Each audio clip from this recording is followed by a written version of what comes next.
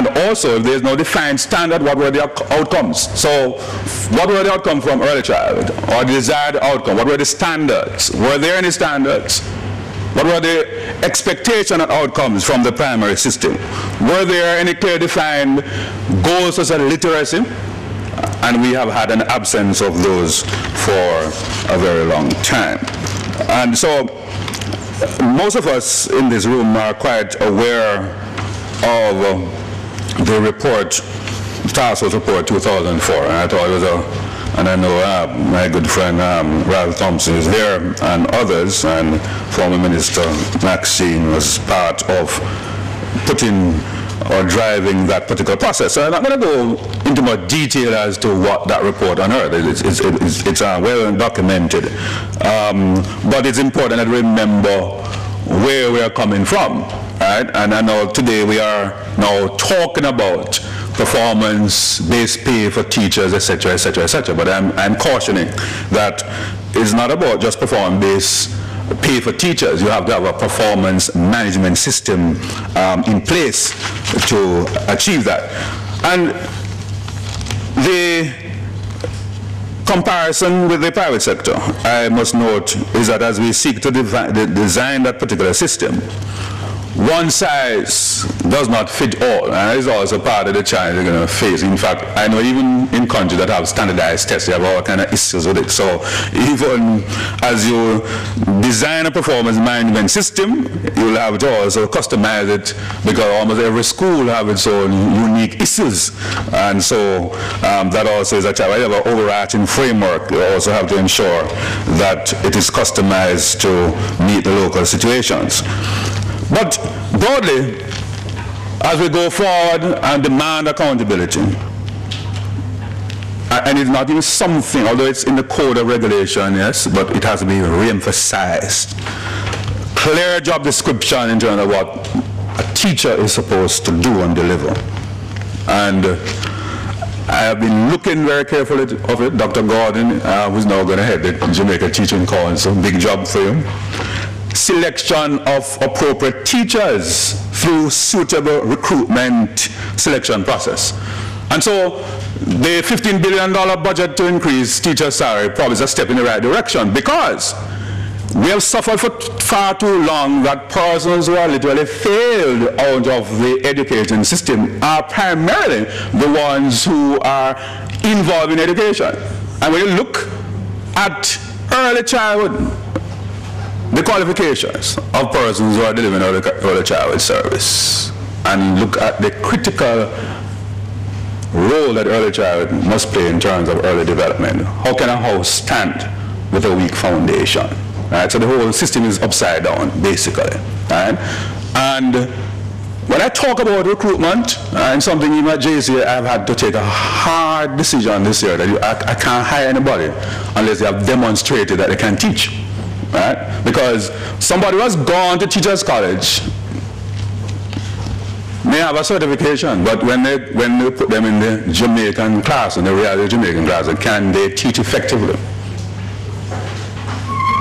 So, if I am using the private sector principle, am I going to hire a worker that cannot or have not demonstrated competence, or at least I'm going to have some orientation or some opportunity of probation to determine their suitability, and then of course permanency. But of course education has a problem, because very often a lot of principals will tell you, some schools, that you really it's what you call in HR a warm body you end up with, because you have nobody else.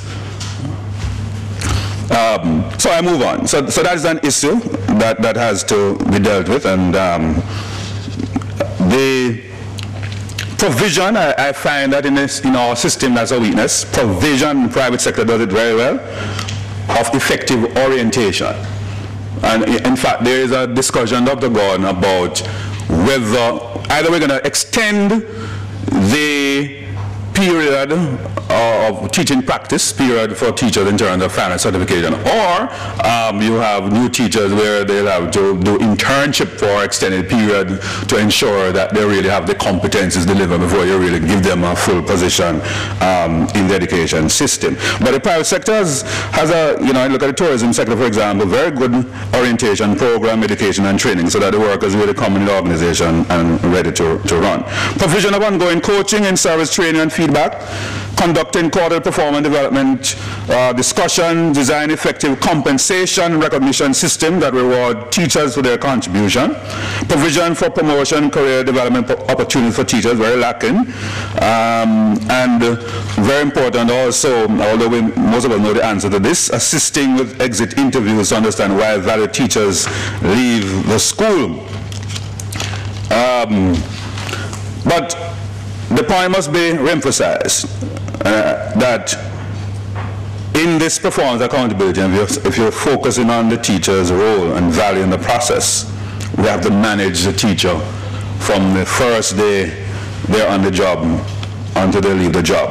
And I must also raise the issue of, and I know the head of the management stream is also here, my good friend, that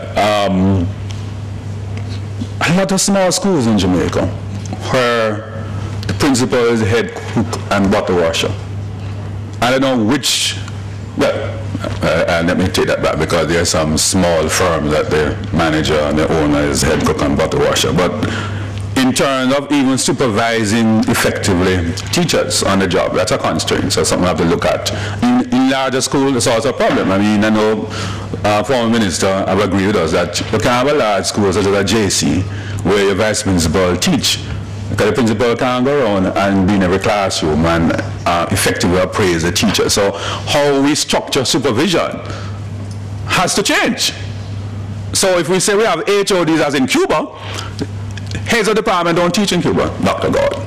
And so they have all the time in the world to closely monitor teacher, because the view was the teacher was this professional, autonomous themselves, as lecturers like Dr. John Rapley was years ago, where they were not subject to any accountability. And so they could do anything they want to do. They never had to write lesson plans, and whatever grade they gave you, that's it. You couldn't question it. In fact, good schools now at JC, I'm saying we have to have a standard there, we have to have table marking, so that everybody basically is given the same type of grades for the same type of work. That's all the things. But I'm saying if you don't put the systems in place, you can't drill down to that level.